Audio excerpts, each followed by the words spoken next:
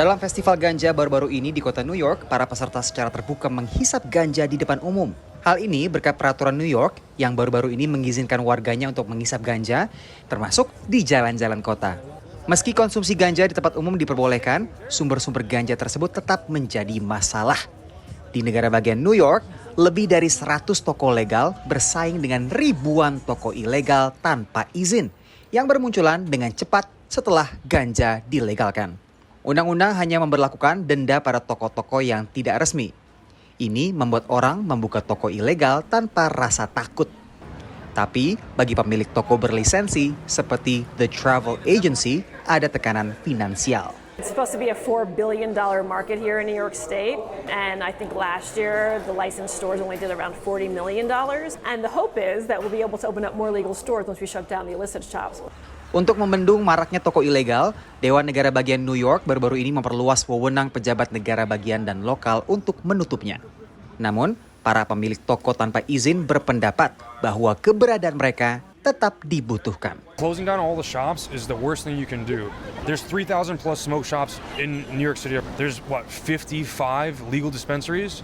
So you're going to take the customer base from 3,000 illegal smoke shops and mob the dispensaries. Nobody's going to want to wait online just to buy weed. John Kajia dari kantor manajemen ganja New York membantah anggapan ini. Ia menyebut ada risiko kesehatan terkait dengan toko ilegal. We don't know where these products have come from. They are not tested. We don't know what standards they have been produced by. And so truly consumers have no idea what they're consuming when they purchase from these stores compared to the legal stores where the products are regulated, tested, and grown right here in the state of New York. Akhir Juli, Gubernur Negara Bagian New York dan Wali Kota New York mengumumkan telah menutup 1.000 toko ilegal.